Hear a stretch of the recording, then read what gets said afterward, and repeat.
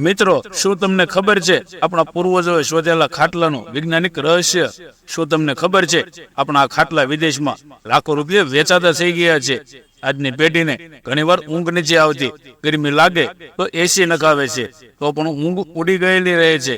અને આપણા પૂર્વજો ખાટલામાં પડતા જ ઘસઘસાટ સૂઈ જતા. તેનું રહસ્ય પણ છે આ ખાટલો.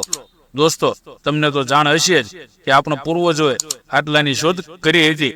આપણા દાદા દાદી, નાના નાની તથા અમુકના મા બાપ પણ આવા જ ખાટલામાં સૂતા હતા. તે સમયમાં અત્યારે જેવા મોડર્ન ડબલ બેડ નહોતા જોવા મળતા.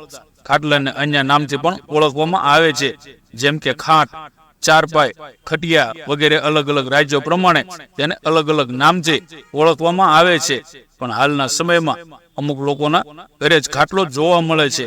અમુક લોકોએ પોતાના પૂર્વજોની યાદી સમાન આવા ખાટલાને સાચવી રાખ્યા છે.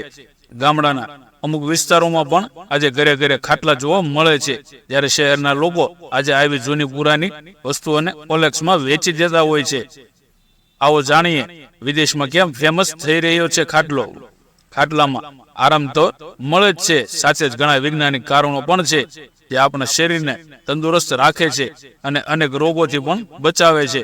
તમને વિચાર આવતો હશે કે લાકડા અને કાથાની દોરીથી બનેલો આ મામૂલી ખાટલો શરીર માટે લાભદાયી કઈ રીતે હોઈ શકે છે? તો જાણો. એક, વૈજ્ઞાનિક તારણો પ્રમાણે સૂતા સમયે માથા અને પગ કરતા પેટના ભાગમાં વધારે બ્લડ સર્ક્યુલેશનની જરૂર હોય છે, કેમ કે રાતના સમયે પણ પેટમાં ખોરાકનું ડાયજેશન ચાલતું હોય છે. પેટ નીચે અને પગ માથું ઉપર રહે એવું કોઈ મોડર્ન બેડ પર નહીં, પણ ખાટલામાં જ સુવા મળે છે, જે સ્વાસ્થ્યને તંદુરસ્ત રાખે છે. 2, દુનિયામાં કોઈ પણ આરામ ખુરશી જોઈ લો, તેમાં પણ ખાટલાની જેમ જ માથું અને પગ બંને ઉપર અને પેટનો નીચે રાખતા જોવા મળશે. 3, ખાટલા ઉપર સુવા વાળાને કમરનો દુખાવો કે સાંધાનો દુખાવો પણ ઓછો થાય છે. 4, ખાટલાના પાયા તે મુજબ બનાવવામાં આવે છે કે તેની ઉપર કીડીઓ કે સાપ, વીછી કે અન્ય ઝેરીલા પ્રાણીઓ ચડી ન શકે. 5, ખાટલાની દોરી ઢીલી થઈ જાય છે તો તેને વખતે કસરત થાય છે. ઘણા બધા યોગાસન કરવાથી થાય એટલી આ દોરી ભરવાથી થઈ જાય છે. 2, ઉપર પગ રાખીને એકદમ જોરથી લગાડવું પડે છે, જેનાથી આપણું પેટ અને હાથ પગની માંસપેશીઓને પૂરેપૂરી કસરત થઈ જાય છે. 7, ડોક્ટરો પણ ગર્ભવતી તથા બાળકના જન્મ બાદ મહિલાઓને ખાટલામાં સુવાની સલાહ આપતા હોય છે. હવે આપે છે કે નહીં એ ડોક્ટરને જ ખબર. આજકાલ લોકોના ઘરમાં ડબલ બેડ ઘૂસી ગયા છે.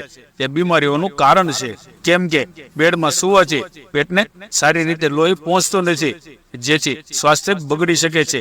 સાથે દિવસ દરમિયાન પણ બેડ નીચે અંધારું જ રહે છે, એટલે નેગેટિવ ઉર્જાથી ભરેલો રહે છે અને બેડ નીચે સાફ સફાઈ પણ સારી રીતે થઈ શકતી નથી. જ્યારે ખાટલાની વાત કરીએ તો તેને ગમે ત્યાં ઊભો મૂકી શકાય છે અને સાફ સફાઈ પણ કરી શકાય છે.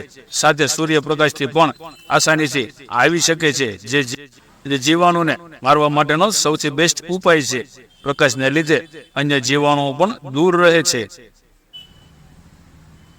જરા વિચારો, સારી ઊંઘ માટે જ આપણે મહેનત કરતા હોઈએ છીએ, તો ખાટલામાં માત્ર સુવાથી આપણા શરીરને આટલી બધો ફાયદો થતો હોય તો શા માટે તેને ઘરમાંથી દૂર કરવો જોઈએ? જરા વિચારો, માત્ર લાકડા અને દોરીથી બનેલો આ ખાટલો કેટલા ફાયદા આપે છે, તો શા માટે તેને અવગણવો જોઈએ? રહી વાત અન્ય દેશોની, તો ઓસ્ટ્રેલિયા જેવા દેશોમાં આ ખાટલાની માંગ ખૂબ જ વધી રહી છે અને લોકો આપણી સંસ્કૃતિમાં પણ વખાણ કરે છે. ત્યાંના લોકોએ આ ખાટલાની કિંમત 70,000ની આસપાસ ગણી છે. સાથે જ ત્યાં કસ્ટમરના ઓર્ડર પ્રમાણે